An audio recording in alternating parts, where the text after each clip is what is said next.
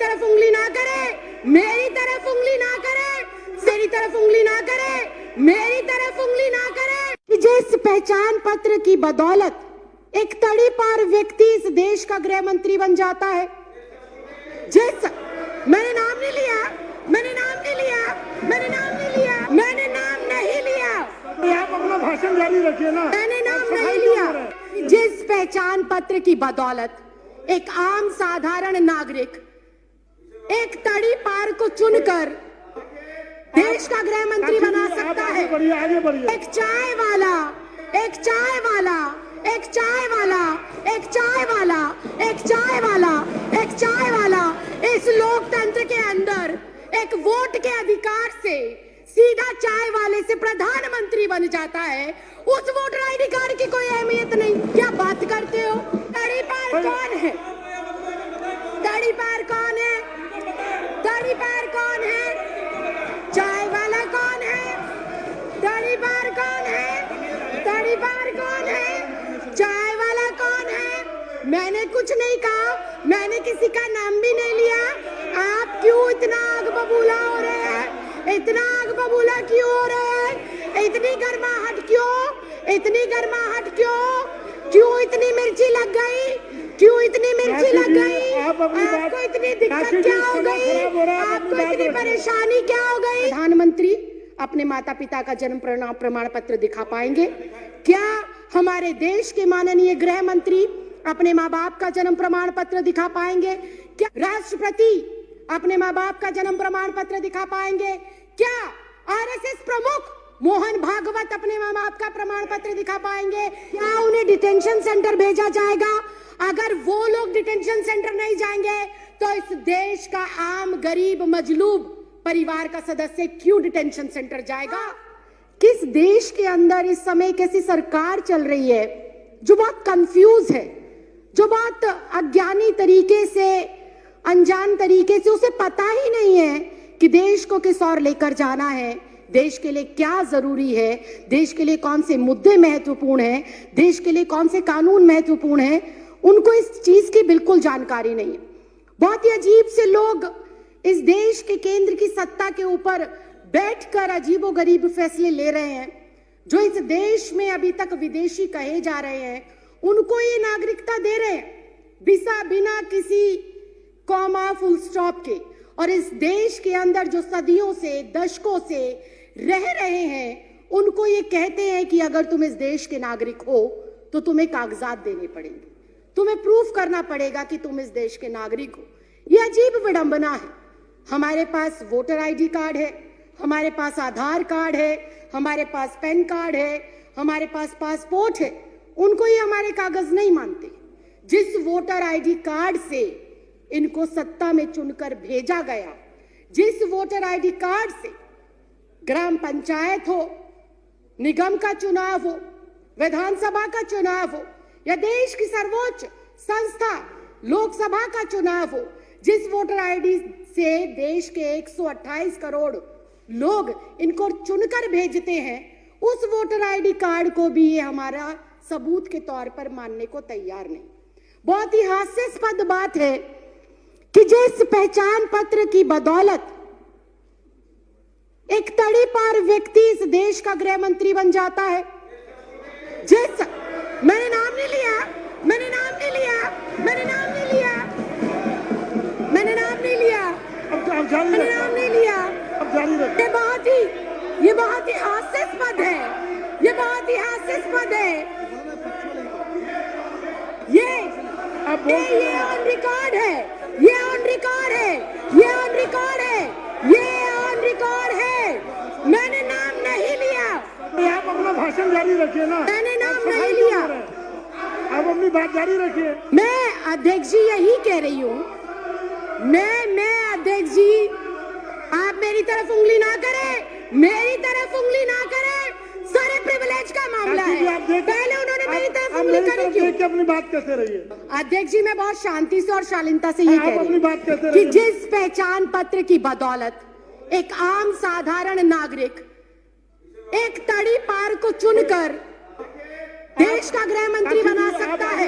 आगे बढ़िए। एक चाय वाला, एक चाय वाला, एक चाय वाला, एक चाय वाला, एक चाय वाला, एक चाय वाला इस लोकतंत्र के अंदर एक वोट के अधिकार से सीधा चाय वाले से प्रधानमंत्री बन जाता है, उस वोटर आईडी कार्ड की कोई अहमियत नहीं। क्या बात करते हो, क्या बात करते हो? और मैंने किसी का नाम नहीं लिया। आपको कोई आपत्ति है? आप माननीय अध्यक्ष जी से बात करें। आपको कोई आपत्ति है? आप माननीय अध्यक्ष जी से। तड़ीपार कौन है? तड़ीपार कौन है? तड़ीपार कौन है?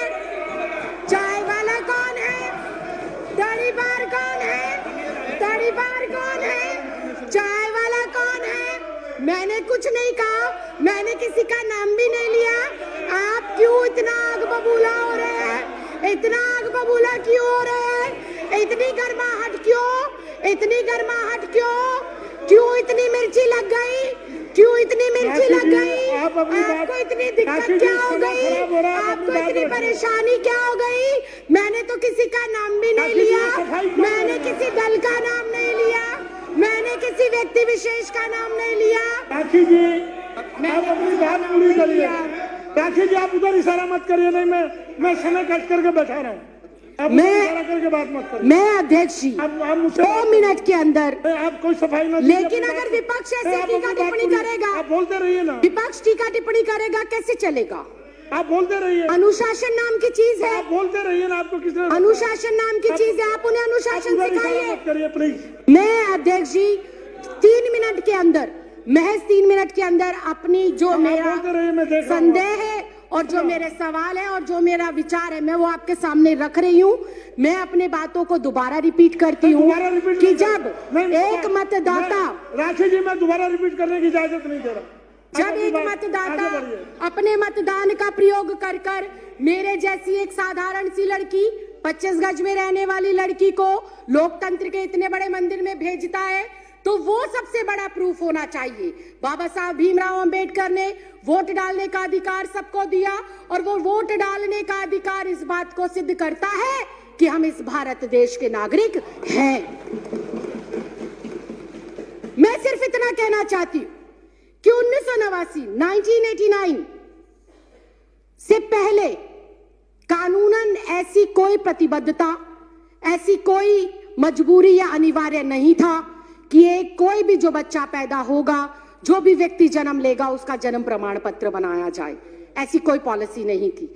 जब ऐसी पॉलिसी पहले नहीं थी तो मुझे समझ नहीं आता एनपीआर, एनआरसी और सीए के लिए माँ बाप का जन्म प्रमाण पत्र हो अनिवार्य, ये किस बिहाफ पर लिखा गया, ये बिल्कुल समझ के परे।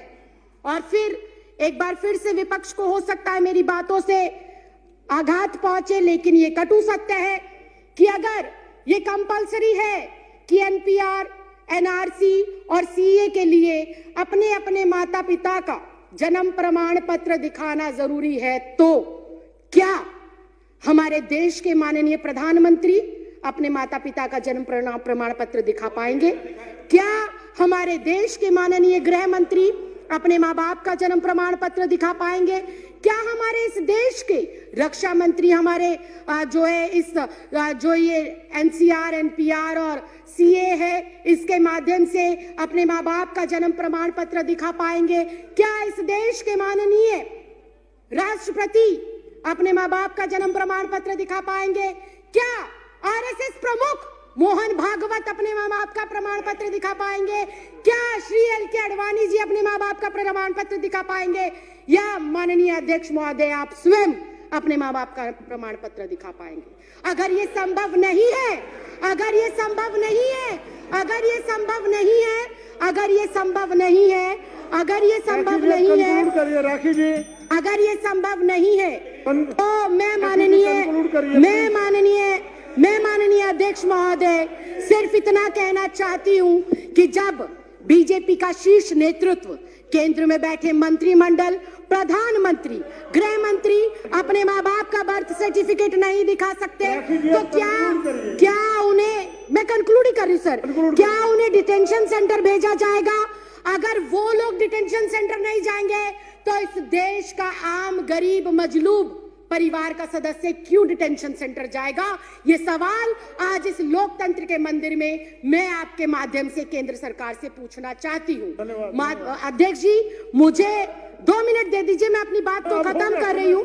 अध्यक्ष जी, मुझे ऐसा लगता है कि एनपीआर, एनआरसी और सीए महज देश की जनता को भटकाने के लिए एक हथियार के रूप में केंद्र सरकार आजमा रही है और भटकाना चाहती है। वो अपनी नाकामियों से जनता को, नोटबंदी से देश को भटकाना चाहती है, जीएसटी की जो अभी मार पड़ी है व्यापारियों के ऊपर, उससे देश की जनता को वो भटकाना चाहती है।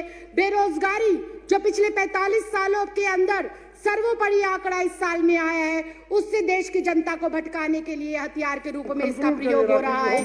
राइफल सौदा हो गया, दलितों पर अत्याचार हो गया, अर्थव्यवस्था किस तरह से चरमराई हुई है। अध्यक्ष जी, मैं एक लाइन कहकर सर, मैं भी रिक्वेस्ट कर रही हूँ, फाइनल क्लोजिंग लाइन कहकर मैं जो है अपनी बात को विराम देती हूँ कि अध्यक्ष जी, ये जो भाजपा सरकार है, ये एक संकीर्ण मानसिकता की सरकार है। इस सरकार को जब से ये अस्तित्व में आई है, किसान सड़कों पर है, छात्र सड़कों पर है, महिला सड़कों पर है, पुरुष सड़कों पर है, दलित सड़कों पर है, वकील सड़कों पर है, डॉक्टर सड़कों पर है, इंजीनियर सड़कों पर है। ये सरकार नहीं, संविधान विरोधी लोग हैं और एनपीआर, सीए और एनआरसी को लाकर ये वोट के अधिकार को खत्म करना चाहते हैं और अपना एकाधिकार स्थापित कर कर लोगों को उनके अधिकारों से वंचित रखना चाहते हैं। माननीय अध्यक्ष, मैं आपके माध्यम से ये कहना चाहती हूँ, माननीय मंत्री श्री गोपाल राय जी ने जो अपना प्रस्ताव रखा है, इस सदन के सदस्य होने के नाते, इस देश की नागरिक होने के नाते, मैं आज यहाँ से आपसे विनम्र प्रार्थना करती हूँ कि मैं इस प्रस्ताव का समर्थन करती हूँ और दिल्ली में इसको कतई भी किसी भी सूरत में लागू नहीं करना चाहिए। इस खबर को अभी लाइक करें, शेयर करें और ऑनलाइन न्यूज इंडिया की सभी खबरें अपने मोबाइल फोन पर सबसे पहले देखने के लिए अभी चैनल को सब्सक्राइब करें और घंटी जरूर दबाएं।